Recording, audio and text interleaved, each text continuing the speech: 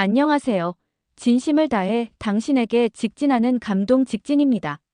오늘은 미국에서 변호사의 꿈을 꾸던 한 청년이 인생의 밑바닥에서 일어선 감동 실화를 전해드리려고 해요. 그가 다시 일어설 수 있는 길을 한국에서 찾아 이 사연을 한국에게 전한다고 하는데요. 그가 그 과정에서 얻은 큰 깨달음까지 읽어드리도록 하겠습니다. 안녕하세요. 저는 제이슨 스미스입니다. 이야기는 2년 전 어느 평범한 오후로 거슬러 올라갑니다. 그날도 변호사 시험 준비로 꽉 찬 하루를 보내고 있었습니다. 공부로 지쳐갈 무렵 친구들의 농구를 하자며 부르더군요. 잠시 머리를 식힐 겸 노트와 책을 덮고 농구장으로 향했죠. 운동이 끝나고 다시 책상 앞에 앉으면 더 집중이 잘 될 거라 믿으면서요. 하지만 그 농구장에서 상상도 못한 일이 일어났습니다. 그저 평소처럼 치열하게 경기를 하고 있었을 뿐인데 순간적으로 상대방을 막으려다 몸이 공중으로 떴던 것 같아요. 그 순간은 마치 슬로 모션처럼 느껴졌습니다.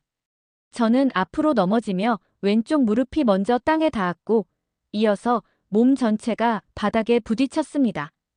무릎에서 찢어질 듯한 통증이 느껴졌고 뼈가 부서지는 듯한 소리가 머릿속을 울렸습니다.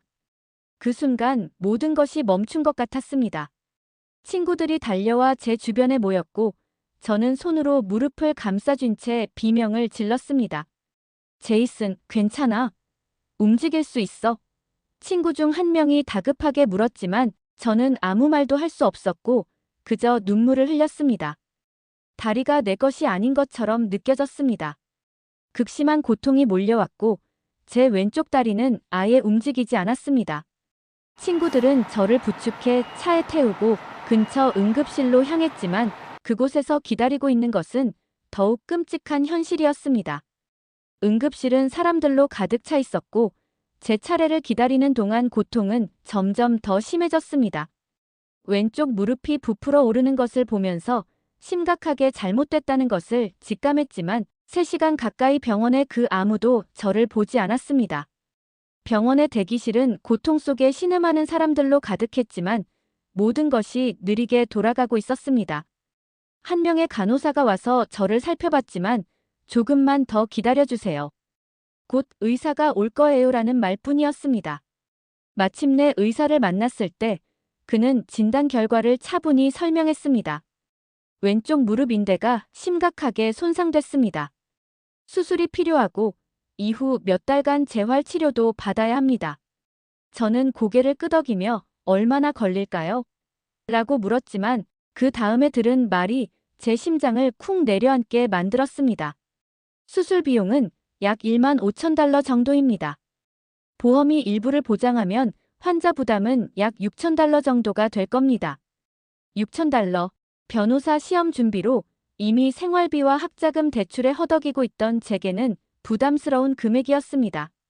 저는 눈앞이 캄캄해졌습니다. 어떻게 해야 하지? 돈을 빌려야 하나? 시험은 어떻게 하지? 머릿속이 수많은 걱정으로 뒤덮였습니다. 결국 가족과 친구들에게 돈을 빌려 수술을 받을 수밖에 없었습니다.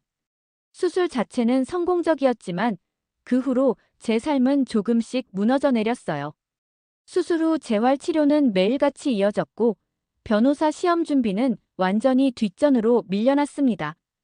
물리치료실에서 다리를 조금씩 움직이는 연습을 하며 고통을 견뎌야 했고 걸음걸이를 회복하기까지 몇 달이 걸렸습니다. 그 사이 변호사 시험일이 다가왔고 저는 제대로 준비하지 못한 상태로 시험을 치를 수밖에 없었습니다. 그리고 결과는 뻔했습니다.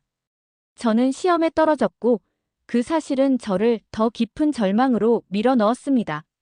시험 결과를 확인하던 날, 저는 책상에 앉아 고개를 숙인 채 울고 말았습니다. 이렇게 열심히 준비했는데 결국 다리 하나 때문에 모든 것이 무너졌구나. 라는 생각이 저를 사로잡았습니다. 변호사라는 꿈은 점점 멀어져 갔고 제 자신에 대한 실망감과 갈피를 잃은 분노가 뒤섞였습니다. 왜 이렇게 모든 것이 비싸고 왜 이렇게 비효율적일까? 그렇게 저는 인생의 밑바닥을 경험했습니다. 무너진 꿈, 쌓여가는 빚, 그리고 끝나지 않을 것 같은 재활 치료. 그때는 모든 것이 끝난 것처럼 느껴졌습니다.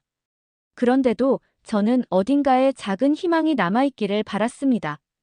변호사 시험에 떨어지고 재활 치료를 받으며 하루하루를 버텨내던 저는 다시 한번 시험에 도전하기로 결심했습니다. 지금 포기하면 앞으로 더 힘들어질 뿐이라는 마음으로 새로운 스터디 그룹에 가입하게 되었죠. 그곳에서 저는 다양한 동기들을 만났는데 그중 미나라는 한국인 유학생을 만나게 되었습니다. 미나는 밝고 친근한 성격 덕분에 처음 만난 사람들과도 금방 어울릴 수 있는 사람이었죠. 스터디 첫날, 미나는 특유의 활발한 목소리로 자신을 소개했습니다. 안녕하세요. 저는 미나라고 해요. 한국에서 왔고 법학 공부는 처음인데 여러분과 함께하면 재미있을 것 같아요. 그녀의 밝은 미소는 보는 사람까지 기분 좋게 만들었습니다. 저는 그녀와 쉽게 친해졌고 스터디가 끝난 후에는 가끔 커피도 마시며 이런저런 이야기를 나누게 되었죠. 그러던 어느 날 스터디가 끝난 후 미나와 단둘이 남아 이야기를 나누게 되었습니다. 저는 무릎 치료와 재활 때문에 시험에 떨어졌던 이야기를 하며 의료비 때문에 얼마나 힘들었는지 하소연을 했습니다. 그러자 미나는 제 이야기에 조용히 고개를 끄덕이며 말을 꺼냈습니다. 사실 나도 병원에서 지내본 적이 많아. 어릴 때 소아암을 앓았거든. 그녀의 말에 저는 깜짝 놀랐습니다. 활발하고 건강해 보이는 그녀가 그런 병을 앓았다는 게 믿기지 않았죠. 소아암. 정말. 그럼 치료비는 어떻게 했어? 어리석게도 제 입에서는 자연스럽게 치료비 이야기가 나왔습니다. 미나는 잠시 생각에 잠기더니 조심스럽게 자신의 이야기를 꺼내기 시작했습니다. 내가 5살 때였어. 부모님이 내가 자꾸 피곤해하고 잘 먹지 않는 걸 이상하게 여기셨거든. 그래서 병원에 데려갔는데 의사가 소아암이라는 진단을 내렸어. 부모님은 정말 큰 충격을 받으셨지. 나도 어린 마음에 뭔가 큰일이 일어난 건 알겠더라고. 미나는 말을 이어가며 당시를 회상했습니다. 우리 부모님은 내가 치료를 받는 동안 정말 많은 걸 포기하셨어. 아빠는 회사에서 휴직하고 엄마는 매일 병원에서 나를 돌봐주셨지. 병원 생활이 힘들었지만 사실 나보다 더 힘든 건 부모님이었던 것 같아. 저는 그녀의 이야기를 들으며 고개를 끄덕였습니다. 그럼 부모님이 치료비를 감당하기 힘드셨겠다. 미나는 웃으며 대답했습니다. 응, 치료비는 많이 들었어. 하지만 한국에서는 의료보험이 있어서 비용이 어느 정도 보장됐거든. 부모님이 경제적으로 크게 걱정하시진 않았어. 치료보다는 내가 아파하는 걸 보는 게 더 힘드셨대. 그녀의 말에 저는 또 한 번 놀랐습니다. 의료보험? 보험이 그렇게 많이 보장해줘? 미나는 고개를 끄덕였습니다. 응, 한국에서는 대부분의 국민이 의료보험에 가입돼 있어. 병원비는 대부분 보험으로 커버되니까 돈 걱정은 크게 하지 않아도 돼. 물론 치료가 길어져서 부모님이 힘드셨지만 그건 경제적인 문제보다는 내 건강을 걱정하셔서였어. 그녀는 잠시 숨을 고르더니 다시 말을 이어갔습니다. 좋은 교수님을 만난 덕분에 병원에서 치료 일정도 꼼꼼히 잡아줬고 의사 선생님들도 정말 실력이 좋았거든. 치료를 받을 때마다 뭔가 더 나아지고 있다는 걸 느낄 수 있었어. 그래서 그 긴 치료 기간을 버틸 수 있었던 것 같아. 저는 그녀의 이야기를 듣고 고개를 끄덕이며 미나가 좋은 환경에서 치료를 받아 다행이라는 생각이 들었습니다. 그리고 한국이라는 나라가 미국과는 많이 다르구나 정도로만 느꼈습니다. 미나는 마지막으로 자신이 겪었던 마음의 고생에 대해서도 솔직하게 털어놨습니다. 사실 몸보다 마음이 더 힘들었어. 친구들이 놀러 다니는 동안 나는 병원 침대에 누워 있어야 했거든. 내가 왜 이런 병에 걸렸을까 하는 생각도 많이 했고. 근데 부모님과 의사 선생님들이 정말 많이 응원해줬어. 그 덕분에 지금 이렇게 건강하게 웃으면서 너랑 이야기할 수 있는 거지. 그날 미나와의 대화는 제게 일종의 위로가 되었습니다. 그녀가 겪은 고난에 비하면 제 문제는 작아 보이기도 했고 그녀의 밝고 긍정적인 모습은 제게 새로운 희망을 주기도 했습니다. 6개월의 고된 재활 치료와 공부 끝에 저는 다시 변호사 시험에 도전했습니다. 이번에는 정말 모든 것을 쏟아부었습니다. 친구들의 격려, 스터디 그룹의 도움, 그리고 무엇보다도 다시는 실패하지 않겠다는 제 의지가 절 지탱해 주었죠. 시험이 끝나고 합격 발표일까지의 시간은 고문과도 같았습니다. 초조함과 불안함에 밤잠을 이루지 못한 날도 많았죠. 그리고 그날이 찾아왔습니다. 합격 발표를 확인하던 순간 제 이름이 합격자 명단에 있다는 것을 보자마자 저는 소리쳤습니다. 됐다. 합격했어. 눈물이 나올 정도로 기뻤습니다. 바로 가족들에게 전화를 걸어 이 소식을 알렸죠. 제 어머니는 전화 너머로 울먹이며 말했습니다. 제이슨, 정말 자랑스럽다. 얼마나 고생했는지 내가 다 알잖아. 정말 잘 해냈어. 아버지도 이제 진짜 변호사구나. 우리 아들이. 라며 웃음과 함께 축하를 해주셨습니다.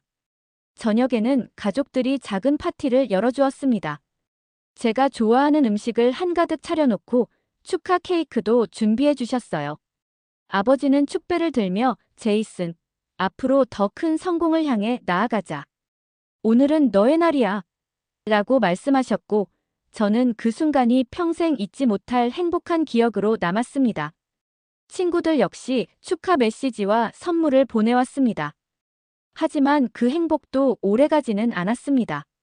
합격의 기쁨이 조금씩 가라앉으면서 저는 몸에 이상한 변화가 일어나고 있음을 느꼈습니다.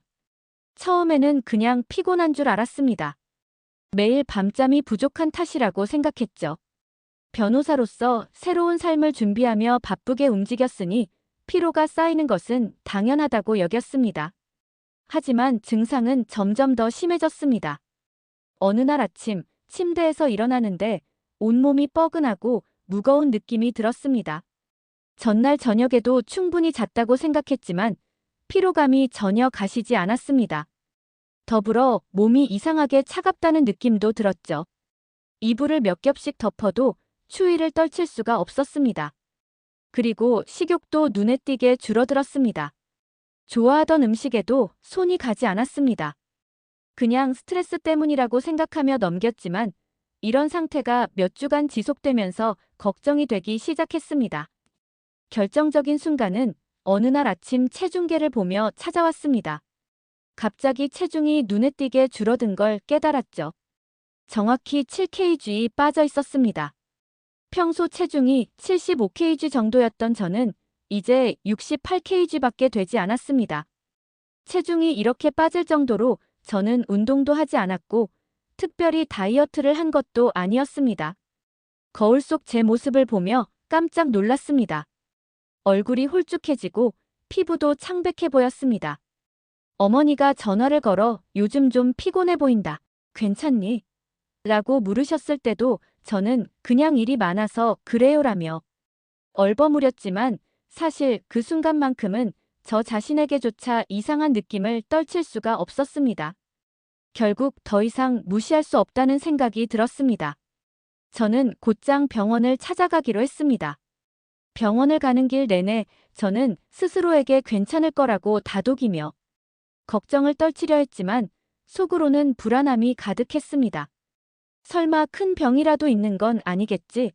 라는 생각이 계속해서 머릿속을 맴돌았습니다.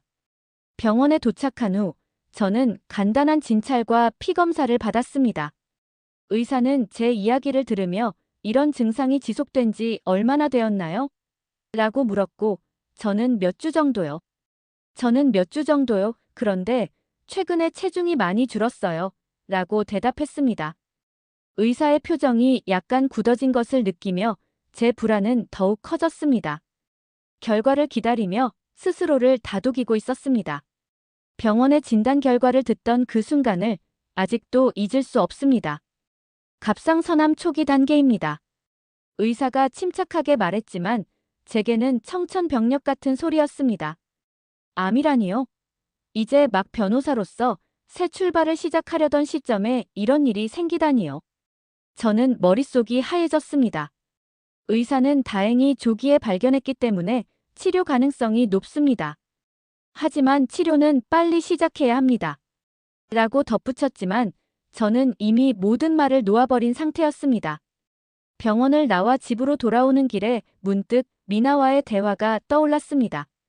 그녀가 이야기했던 한국의 의료 시스템, 그리고 효율적이고 체계적인 치료 환경, 특히 치료비 걱정을 덜어줄 수 있는 의료보험의 혜택이 생각났습니다. 한국에서라면 내가 이 상황을 더 잘 극복할 수 있지 않을까 하는 생각이 들었습니다. 그래, 한국으로 가야 해. 저는 스스로 결심했습니다. 하지만 곧바로 현실적인 문제가 떠올랐습니다. 한국에 간다고 해도 병원을 어떻게 예약하고 어떻게 치료를 받을 수 있을지 막막했습니다. 그때 제가 떠올린 사람은 변호사 시험을 준비하던 시절 제게 많은 도움을 주셨던 대학 교수님이었습니다. 교수님은 제가 좋아하는 학문인 국제법에 대해 조언을 아끼지 않았던 분으로 한국과도 인연이 깊다고 하셨던 기억이 났습니다. 저는 교수님께 연락을 드렸습니다. 교수님, 제이슨입니다. 갑작스럽게 연락드려 죄송한데 도움이 필요해서요. 교수님은 제 이야기를 진지하게 들어주셨고 제가 한국으로 가고 싶다는 결심을 전하자 흔쾌히 도와주겠다고 하셨습니다. 마침 내가 아는 한국 교수님이 계신데 그분께 연락해서 병원을 알아봐 줄게. 요즘 의사 파업 때문에 쉽지 않을 수 있지만 좋은 병원을 찾아볼 테니 조금만 기다려라. 교수님의 따뜻한 목소리에 저는 다시 한번 희망을 가질 수 있었습니다. 며칠 후 교수님께 다시 연락이 왔습니다. 서울에 있는 한 대학병원에서 예약을 잡아놨다. 의사 선생님도 아주 훌륭한 분이니 걱정하지 말고 다녀오면 된다. 치료 일정은 내가 이메일로 보내줄게. 교수님의 도움에 저는 감사 인사를 전하며 한국으로 떠날 준비를 시작했습니다. 비행기 티켓을 예약하고 병원에서 요구하는 서류를 준비하면서도 마음 한구석에는 두려움이 가득했습니다. 치료가 잘 될 수 있을까?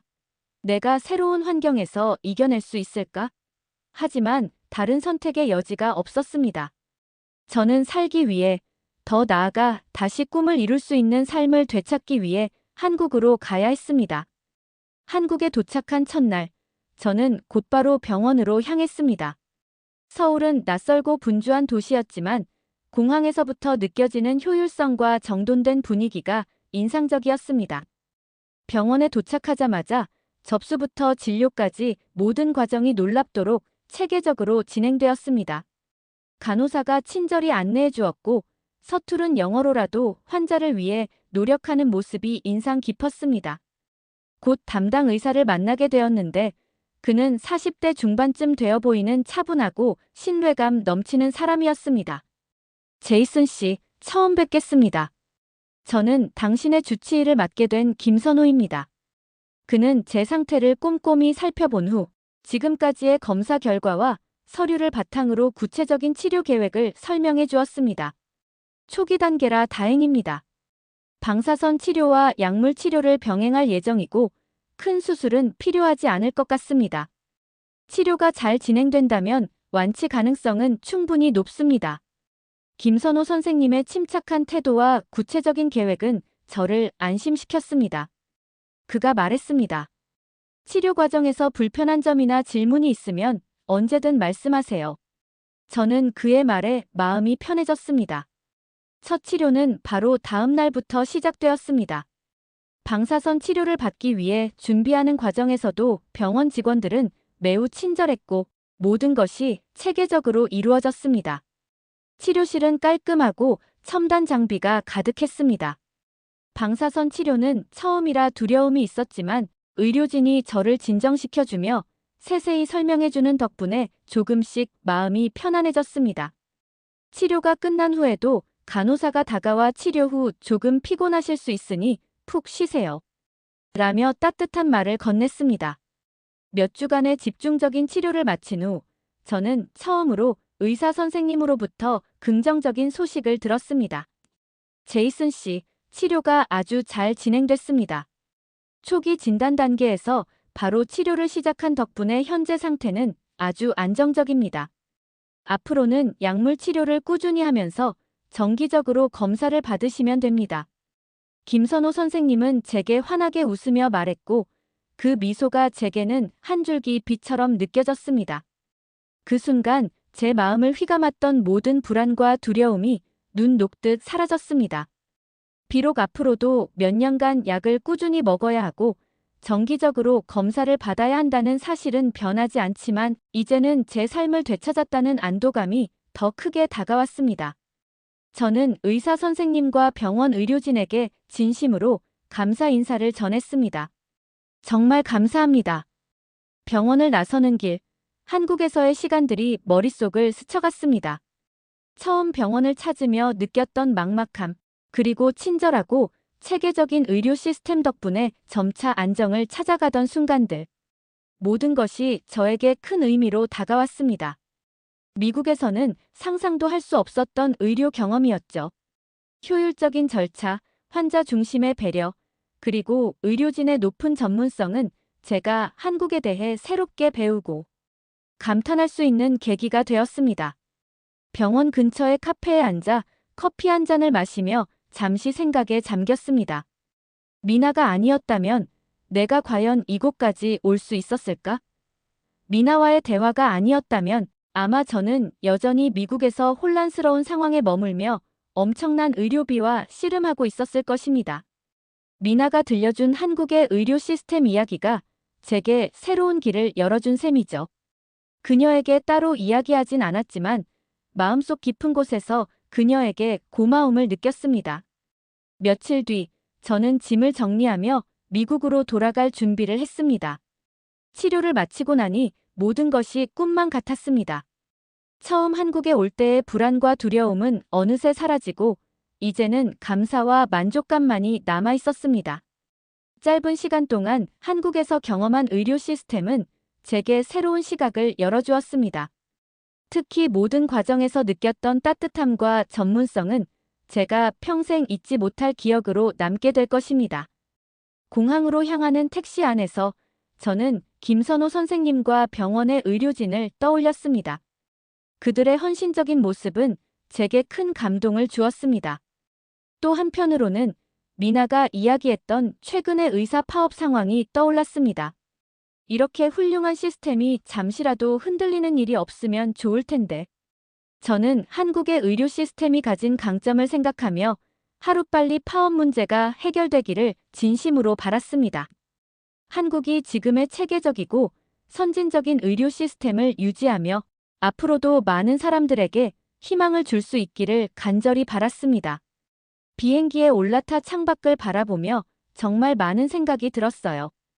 이번 여정은 단순히 암 치료를 위한 것이 아니라 특별한 경험이었고 삶에 대한 희망을 다시 되찾게 해준 중요한 시간이었습니다. 미국으로 돌아가서도 저는 꾸준히 약을 먹고 정기 검사를 받을 것입니다. 비행기가 하늘로 떠오르며 저는 스스로 다짐했습니다. 다시 일어설 거야. 그리고 앞으로도 나를 믿고 삶을 믿고 모든 순간을 소중히 여길 거야. 한국에서의 경험은 제게 단순한 치료를 넘어선 큰 깨달음과 영감을 안겨주었습니다. 제 마음속에는 감사와 희망이 가득 차 있었습니다. 그리고 저는 새로운 시작을 향해 힘차게 나아갈 준비가 되어 있었습니다. 제 이야기를 들어주셔서 감사합니다.